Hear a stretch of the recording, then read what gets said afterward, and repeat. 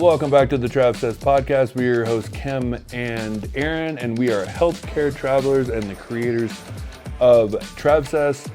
Travsessed is a company that has on and off the clock resources for healthcare travelers, on the clock being our course Traveler School, and off the clock being Travsessed Adventures, where we are currently in Peru, waiting for group number 2.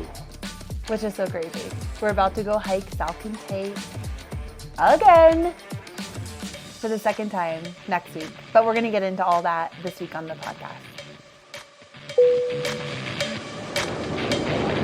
Flight crew, please prepare for departure. So here we are in Peru. Wow. Okay. These are the Out of Breath podcasts. Yeah. We're just sitting in our hotel room trying to catch our breath as we are talking and sitting. It's hard work here in Cusco at, 12,000 feet? Yeah, it's like 11 something, but I mean, it is one of those places that you're like burning calories by sitting and talking. I'm all here for it. Yep. You eat less. Yeah. You burn more calories. Yeah. You're hiking your little dick off. You poop more. Losing weight, pooping. I mean, it's a whole vibe Drinking here. Munya tea. Drinking Munya tea. And the food is so fresh. Yeah. So, okay, let's kind of roll it back. So, we haven't done a podcast for a couple of weeks, which, it is what it is. Well, I was going to say, it actually, really quick, just led me to a topic that I want to do, because we could talk all day on that. And so on, just like, we hadn't done it in a couple of weeks and why and all those kind of things. So I was like, that would be like a good podcast topic that I want to talk about in the coming weeks. I feel like, I don't know, when we're with our groups, we're just fully present. It's a lot of energy. We didn't plan as many, because we don't like to scale out the podcast too much schedule them out too much, because we like to be current and what's kind of going on. And so we had a couple of days that we had planned to sit down and record, but honestly, like, these trips are so much fun and they're so full on. Like, we are full on present. We are just balls to the wall. And so when we do have a few minutes, we kind of just need to recharge our own batteries and kind of just be quiet with ourselves. So we did not record the podcast that we wanted to, but we are back now and we are going to recap the trip and share some kind of behind the scenes about the trip, some takeaways that came up during the trip, and just kind of like rehash it all. Yeah. I mean, so for all of you that didn't know or that don't know, we did Inca Trail last year in Peru. And we did 2 groups, Inca Trail, tested that out. The whole time we were on the Inca Trail, our guides kept saying, you have to do Salkantay. Have to do Salkantay. It's my favorite trail. It's my favorite trail. It's my favorite trail. So we were like, okay, so let's explore this Salkantay. And then that way we at least have 2 things to choose from in Peru. Yeah. And so Salkantay is no joke, people. So before we get into the hike itself, because, Salkantay was one of the hardest things we've ever done. I feel like it's a good thing we've kind of forgotten what it was like. They said it's like childbirth. Yeah, because it was like so hard and so grueling and just physically demanding, and it was just so tough. And we're about to do it again next week, so I feel like I've kind of forgotten that already. I have. I'm hoping this podcast won't bring back up all the memories, because we have to do it again, regardless. But before we get into the actual trail, it's interesting because this past group that showed up for Travsessed Peru, group number 1, which I feel like that's such a weird group number 1, group number 2. It sounds so impersonal. So the Cusco Kitties. The Cusco Kitties. That was our trail name. This was the first group that we did not know one person in real life. Yeah, in real life. Like, we didn't know anyone. We never met anyone in real life. Obviously, we're all friends on social media and we talk on social media, but that's very different than actually meeting people. And so usually we know a couple of people that are coming on in the group. Mm-hmm. We didn't know one person. And I'll say that this group was such a vibe. It was it was so easy. I feel like everyone just clicked. Everyone just got off like from the start. It was so fun, high vibe, good energy. And it's funny because, you know, we didn't know anyone in the group, right? And so a lot of people said, like, we see you, you know, you guys talk about, oh, like, come as strangers, leave as family. And you see that and you're like, kind of like, okay, cool, but how does that actually happen, right? Because we're only together for like 11 days. Is that just bullshit? Or, you know, I don't really get it. Is it a catchphrase? Yeah, is it just something you kind of say? And everyone was like, I get it now. Like, I get it. Like, we are so close. You feel like a family. We've walked away with, you know, 11. How many people? 13. 13. Well, you got to include us, 15. 15 new friends, new family.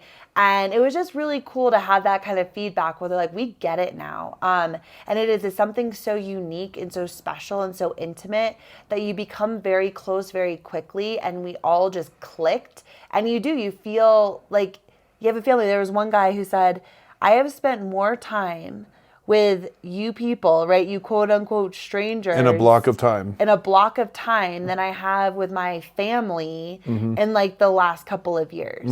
And it's a very condensed, short period of time, but it's very impactful and powerful and balls to the wall, and we're together all the time, and you just get so close so fast. Well, I think it's a beautiful thing. It is a beautiful thing. And I think it's a formula that we have created and that is out there. And I think realizing that we've done trips in different places, and when you really get strangers out of their comfort zone, bring people together from the get to where it's not cliquey, it starts to feel like a family. You're getting to know people. It's interesting. Their stories. Yes, energy has a lot to do with that. And we got, you know, this group was absolutely amazing. But then you go and you're outside of your comfort zone in a new place, and you have your friends to rely on while you're here that can help, you know, direct you, or you meet new people and go off on an adventure. And then we do something really hard.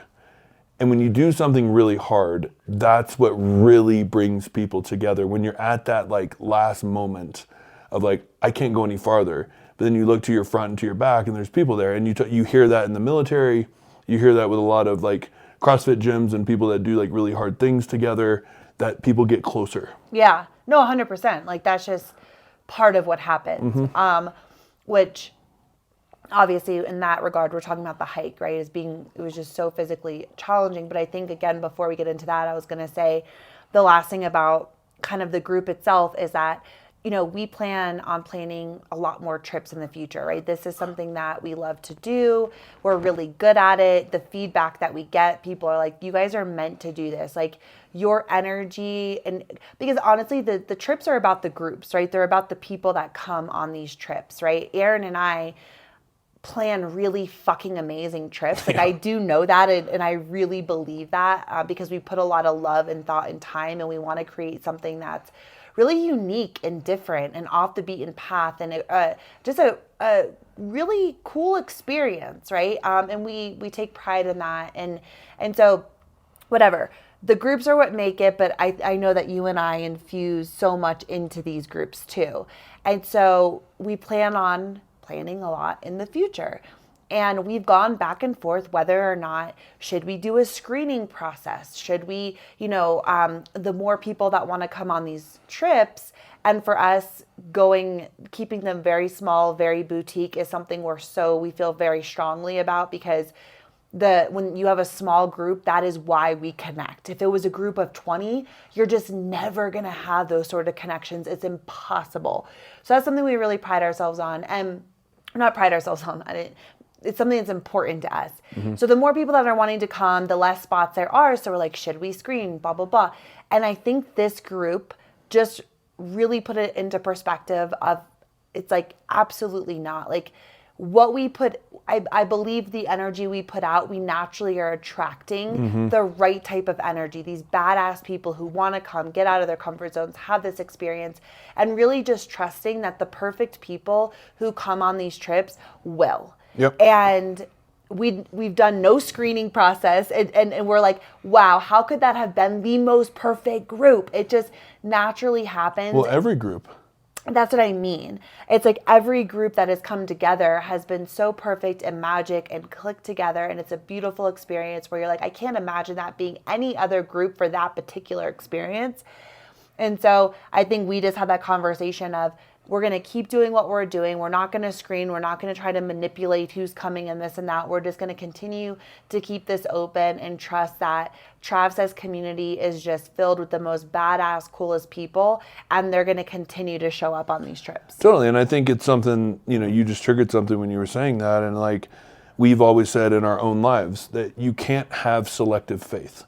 It doesn't work that way. Faith is good, faith is bad, faith is just straight across the board, right? And so a lot of people will say, oh no, this worked out great. So yeah, like this is what I have faith in. But when things get tough and you have to make those tough decisions, you have to trust in the faith that you have in yourself and what you're putting out there, even in the unknowns, right? Because you can't just be like, oh, like maybe we should start screening, and what if this gets bad, or what if, like you just said, like the less spots, the people, we want the energy to be the level it is, but these groups have come in and been the exact energy that everybody has needed, and they've complemented each other.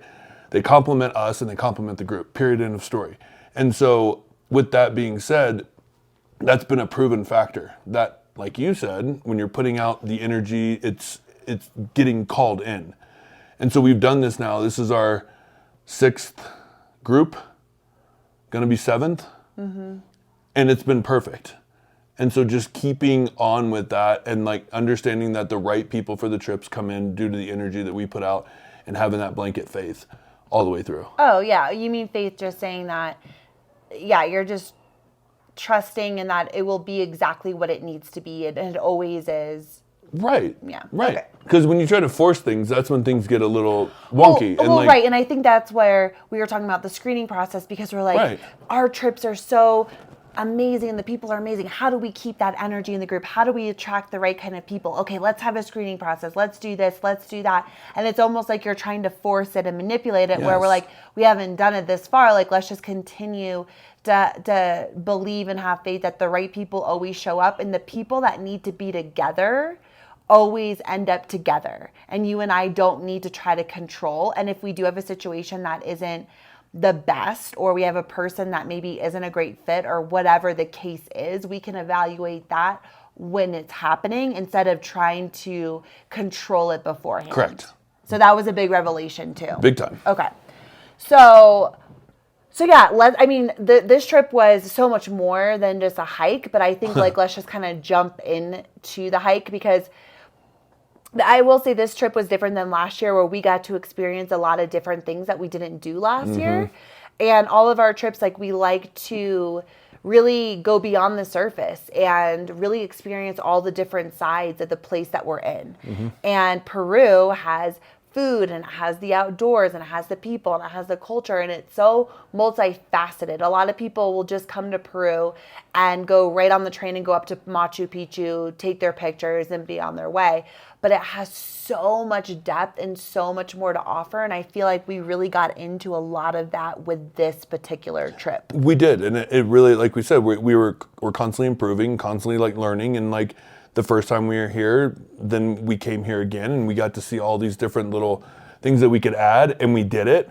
And then now going into group 2, there's a little bit of manipulation that we want to do based off of like, I was forcing myself to throw up in the first place of the food tour, because we did a cooking class all day long that we thought was going to be over at noon, which it was over at 2:30. We had a food tour at 4:30. I ate one street food thing, went to the first place, and literally was so full that I was miserable, broke out into sweats, and like literally had to go force myself to throw up. And so I was like, well, that's a problem. That's a problem. And then I was in the bathroom with one of the guys, and he was like, dude, love food, could eat all day, but this is a lot. Yeah. And I was like, done. Like, we've already changed it, actually. So thank you for letting me know that, but it's already been swapped for the next group. Yeah. Like, you live, you learn, you switch it up, and we're always making it better every time. The main thing with this trip was we did the Salkantay trek. So like we said, we did Inca last year. That was amazing. That was really hard. Salkantay, we didn't really know what to expect, and it was our first time doing it, which I also thought was really cool because we got to experience the first with this group, right? Mm-hmm. And we didn't know what to expect. We only knew from, hearing from other like people, like local friends here that have told us about it, but we didn't know what to expect. So we just went in with an open mind and with everybody else, like, let's fucking go. Like, we knew it was going to be hard, but honestly, that was the hardest physical thing that I've ever done. Yeah, and we learned, and I haven't fact-checked this, so I'm interested. I've been wanting to do it, so I'll probably do it tonight. But somebody told us on the trail that they researched it, and it's the top 5 most difficult hikes in the world. Mm-hmm. Yeah, I believe it. So then I was like, okay, that feels amazing. Yeah, we're like badasses. Yeah. Like, here's the thing. Everyone said like, okay, the first day is the hardest. And then after that, it's kind of quote unquote easy. Downhill. And I will say, because it's funny, when people were in these groups and people like, oh, like I thought they said this part was going to be more flat or this part was going to be more rolling. Why are we going straight up for 2 hours?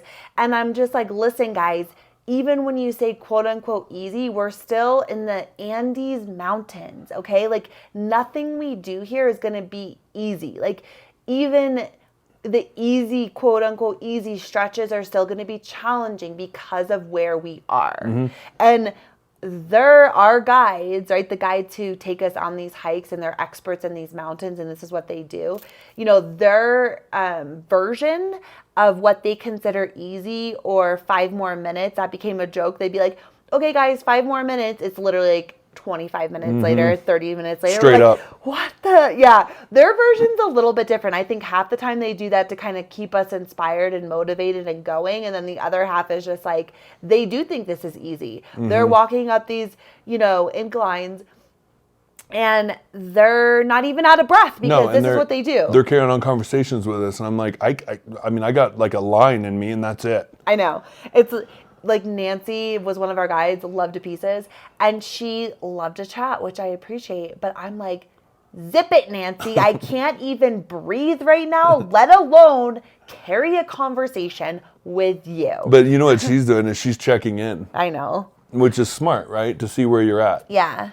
I think too, so one thing with Salkantay, so the first day is the hardest. So we are climbing, we're getting to 16,000 feet in elevation. So altitude kind of is a great equalizer. It is, because even the best hikers, when you are at altitude like that, it's going to affect people very differently. Mm-hmm. So we had one guy go to the hospital. Again, it seems like that's kind of our MO. Yeah, we had somebody go to the hospital last year. He went to the hospital for altitude sickness. And what was interesting is on Rainbow Mountain, we did this before Salkantay. So Rainbow Mountain is the highest elevation that we get to on the entire experience, like the entire trip.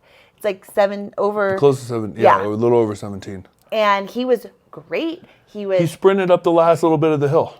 He was sprinting. He was showing us different poses. He seemed great. And then all of a sudden, we came down from Rainbow Mountain, and he ended collapsed, vomiting, collapsing, and it was really scary because it can hit you. So another one of the girls on the trip, she was an expert hiker, and she's not, I mean, I take expert out, like she's an avid hiker, loves hiking, and she was going really fast and ended up getting sick. And I think that was a big part of the conversation is you think you're okay, and people go so fast, and then it ends up hitting you, and it completely takes you out. Well, they were saying too, because we had a couple doctor visits. One person went to the hospital, but the doctor came a couple times. And he said, it's funny because we get world-class marathoners every year that literally are like, my lungs are in great shape, my heart is in great shape. And so they take for granted the altitude.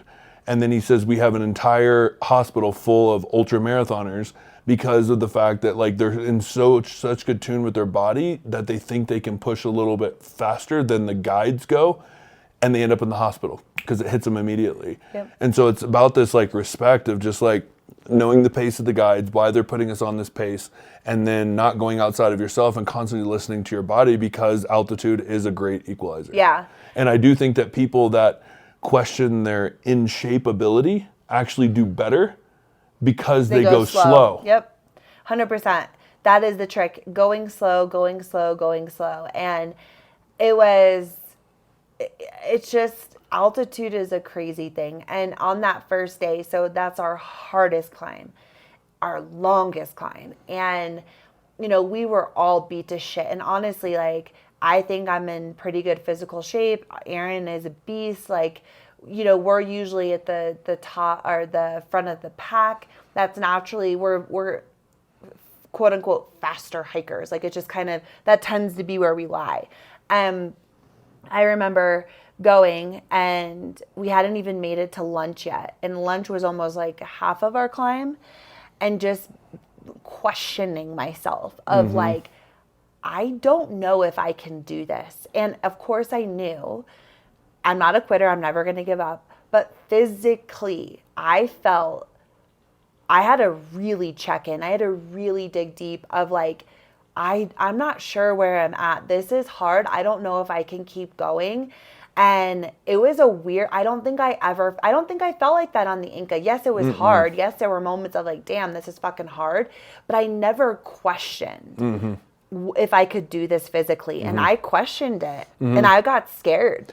Me too. For a minute. We were all reflecting. That's kind of like what we like to do as well with the group. Just kind of like see where people are at, like what they overcame and things like that. And we were all talking, and I was saying that from a, quote unquote, self-promoted beast mode that I consider that I have is basically, I always know that I have like 30% more in the tank at my like go hard, right? And my go hard is pretty hard. And so I would literally was on this Salkantay trail with Kim. Now Kim's step for step with me, which is very helpful because we can kind of go off each other. When she would break, I would break. And like, I remember thinking to myself, I need her to stop now because I have relinquished beast mode, relinquished the 30%, and now I don't know what to do. I don't know what I have left.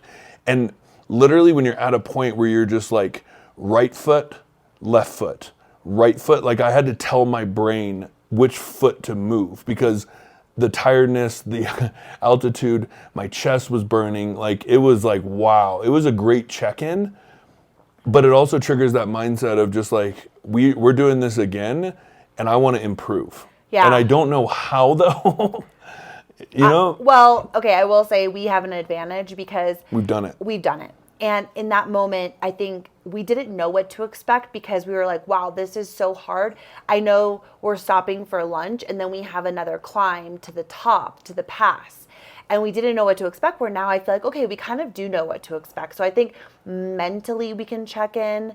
And it'll be a little bit easier for us. I also think we'll be able to coach the group a little bit more because we've already done it. But pulling into lunch, right? I think that was the other thing. We were so hungry. And I felt like I didn't have any more energy in my body physically. So stopping for lunch was really helpful. But we stopped for lunch. One of the girls is puking outside of the tent. Another girl was crying and on the verge of puking because she was getting a migraine. And the guy that went to the hospital was struggling. Yeah, he was like, yeah, which, God, we'll talk, like, he's just I'm such a beast. I'm so impressed with everybody. But yeah, even after going to the hospital, he's like, I'm going to do this. Like, I got this. I'm going to do this. But of course, we're worried, But he was like, obviously not feeling his best. And then I was in line to go, we ate lunch. I'm like, okay, I'm feeling a little bit better. We needed to like replenish our calories, drink water, cook a tea, get all the things going. And I'm in line. We're getting ready to do the pass and like gearing up for it. And I turn around and one of the girls, like, I'm just like, okay, like, how you doing? And she just broke into tears. And she was like, I don't think I can do this. Like, I don't think I can do it. It makes me emotional to think about because we were all at such a high emotional peak at that point. And I just hugged her and I'm like, you can do this. We can all do this. We can all do this. We're in it together. And she's like, I don't know. And just seeing people like that, it's just like, it was just so emotional. So what the guide was like, okay, because we had an emergency donkey, which just kind of goes to show you, like, we had an emergency donkey that follows the group, and if anyone needs to take a break or they have to return, the donkey will take you back down. And so she's like, the guide was like, okay, we'll have the donkey put you on and we'll get you up the pass. And so for her in that moment, it felt like a relief of like, okay. And they said, keep going. The donkey, we got to get everything cleaned up. We'll come get you, but like, we got to head out. So we head out, and we're going to the pass, right? Which is the highest point, the hardest climb. And we, like, fast forwarding, we make it up, right? And we're kind of, some of us are already there, and we're waiting, and we're like clapping for everyone who's coming up. And I see her coming, walking, and like break down in tears. Everyone's crying. She's crying. She's like, the donkey never came. The donkey never came. And she's crying, and I'm like, but you did it. Did it. And she's like, I did it. I cannot believe I did it. One foot in front of the other. And she just kept going, and she made it. And it was just like, I will never forget that, of just like, the donkey never came, and she fucking did it. And that's just one example. That's just one, because I mean, we had people with, excessive migraines that couldn't see, that was getting like blurred vision, and like putting one step in front of the other and reaching that point, and, checking in with the group, and people were taking other people's backpacks, and like just that support every step of the way was just like, that's the whole thing, right? We're getting emotional sitting here thinking about it, because I can picture it, I can see it. And then the guy who was sick, and seeing him come up the back of the mountain, and like his personal emotional victory, whatever that is, right? For different people, seeing all those come to realization together, and knowing that like nobody will ever take that from us, because we did this as a group, and we were literally 5, 10, 15 minutes behind each other, right? And everybody hike their own hike. We always say that, hike your own hike. And our guides were amazing and supportive, and everybody did it. And you reach that point, and it's just like, holy shit, dude, look at how far we've come. And it's such a story for life too, because you look at that and you're just like, I didn't think I could do this. I put one foot in front of the other. I might have been slower than I thought, but I did it. And I got here, and I'm standing at this peak with all these people. And it's just an emotional response that like we can try to describe, but you can't. And I think we're all capable of doing hard things, or doing things we aren't even sure we're capable of doing. And you learn so much about yourself on these trails, or doing anything in life that you are really challenging yourself, and you show yourself what you're made of. And there's so much confidence and love and deep inner connection that you form with yourself when you are doing these kinds of things. And just the group support, and the rallying, and the looking behind you, and the looking ahead of you, and seeing your friends and your family and the people that are also supporting you every step of the way, it keeps you going. And I remember, getting up to the pass, and before I saw it, and again, I checked in with myself, and I'm like, oh my God, like, how much longer? I can't keep going. And I turned the corner, and I saw the sign, and there was already two people that were ahead of me up, and they're clapping and they're cheering. And I literally just busted into tears, because I was like, oh my God, like, I did it. I did it. And that feeling of just accomplishing something within yourself that you didn't know was there, an inner beast, an inner grit. It's like so fucking powerful. It really is. And I think, did you want to say something? But because there is another girl on our trip who we love, and we're not saying anyone's names, I guess, like, cause we won't be calling, like, I don't want to call people out. I want people to feel like they're in a safe place, that we can share stories, and we will share stories, but we won't like call people out on these trips. But we absolutely loved her, and she was amazing, and she was so much fun, brought so much energy into this group. And, she was saying how she always talks really negatively about herself. And like her inner critic, her inner voice is a constant negative kind of push down on herself. And so we are all, you know, in these moments of, you know, knowing we were going to do the climb and different, like, you have to, how you speak to yourself is so important. And really being an inner cheerleader, and it sounds so like, I don't know, cheesy, but it's like how you're speaking to yourself, like in those moments, I'm like, I am strong, I am well, I am healthy, this body I have is carrying me to the top of this mountain, like, I am so capable of this. And honestly, that was just a loop in my mind. I'm strong, I'm confident, I'm healthy, I'm well, my body is this beautiful beast that is taking me up. Yeah. And like that was like repeat every step, and it got me up and it fueled me. And I remember her being like, it's like one of the first times that she's ever like talked kindly about herself because she had to. Because she had to. That was the only thing left she had in her tank to keep her going. And like how powerful that was for her to learn a different way to speak to herself and then show herself what she's capable of when she never thought she could. It was her first hike. Her first pair of shoes, hiking shoes.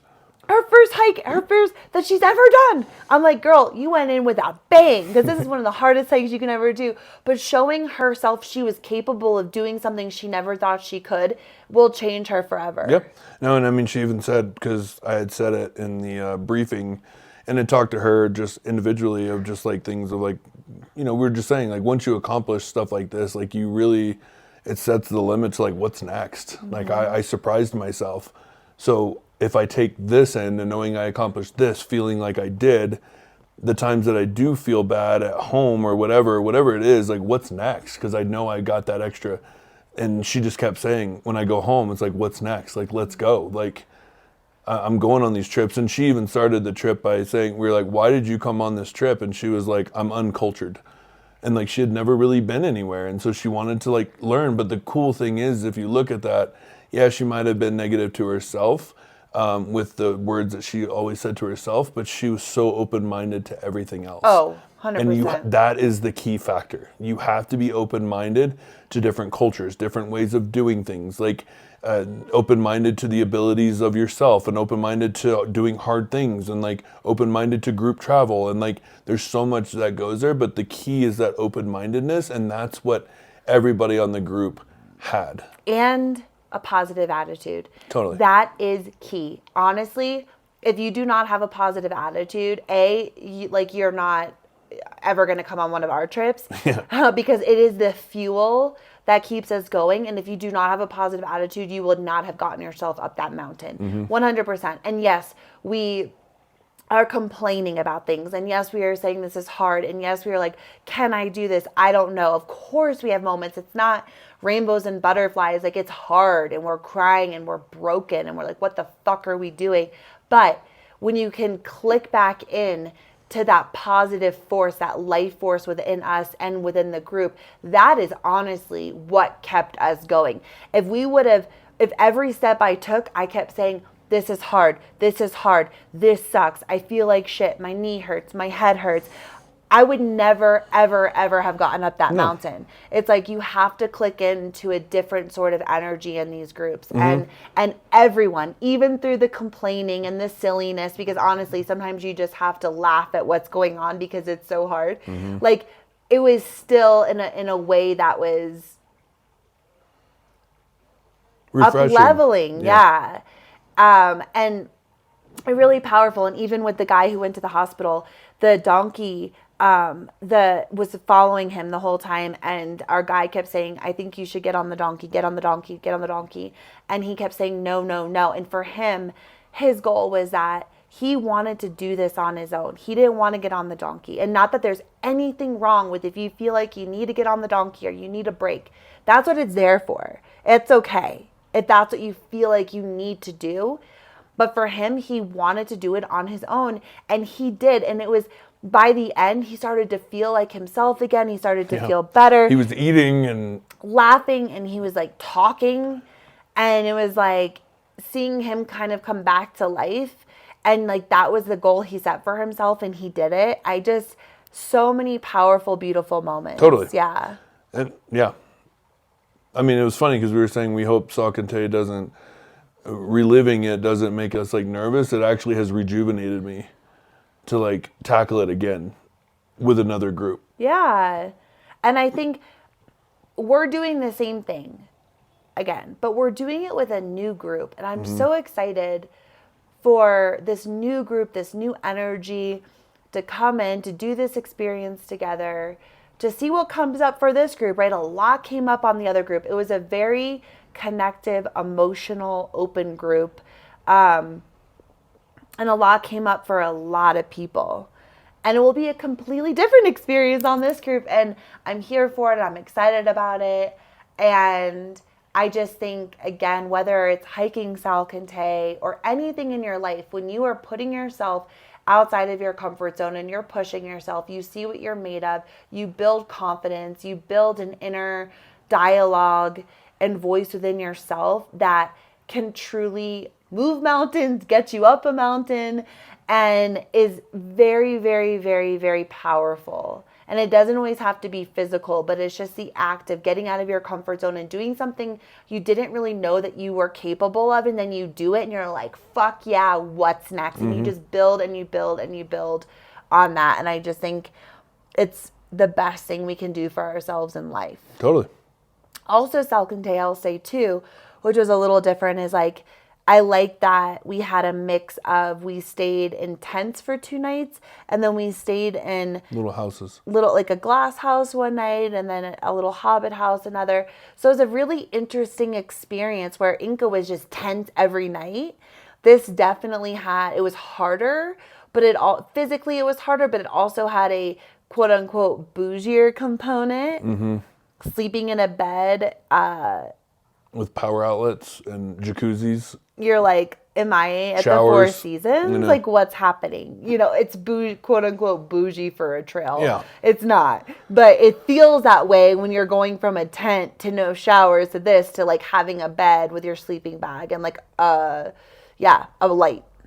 So it was a completely different experience. It was absolutely beautiful. It was breathtaking. Again, we were the only people out there. I gotta say, the only downside to Salkantay versus doing Inca, you really learn the Incan history, and like there's so many, what do you call it? Because it's not ruins; it's called archaeological sites, right?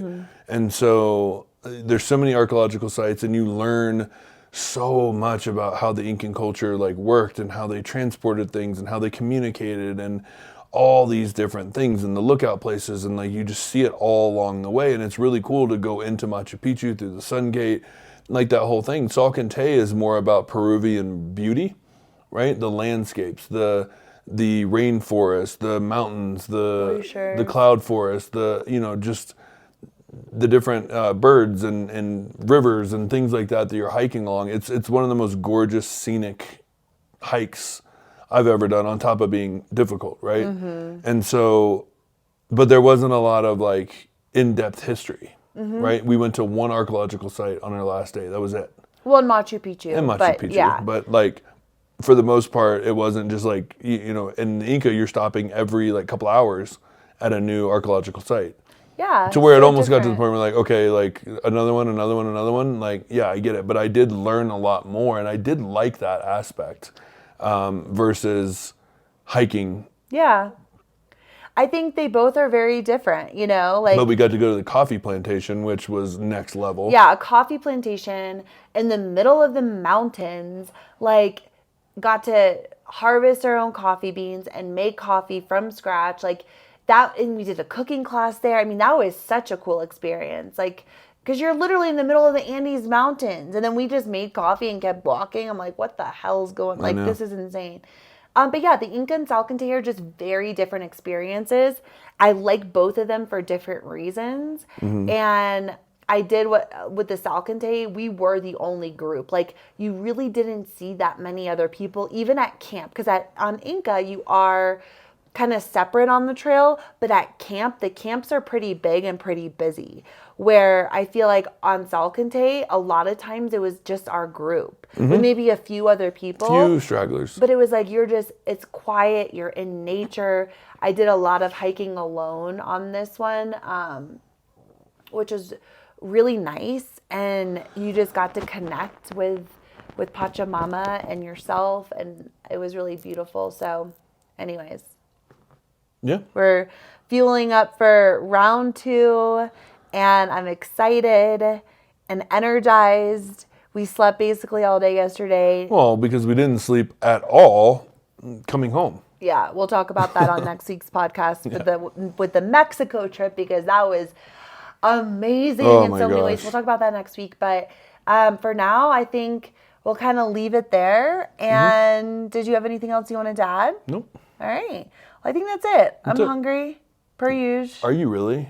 Well, Yeah. I didn't just eat a huge bowl of raviolis 2 hours ago. Oh, they were amazing. I ate And soup. samosas. Yeah, you pigged out. Yeah. But it was like 3 o'clock and I hadn't eaten all day. Well, I ate soup at noon, so I'm ready for some dinner. Let's go get dinner. Crawl in bed and refresh for tomorrow. Perfect. All right, guys. All right. Thank you for being here. You can follow along at Kim and Aaron G on Instagram with all of our adventures. And we will see you guys next week for another adventure. Okay. You should say it in Spanish. Hasta luego. Hasta luego, baby.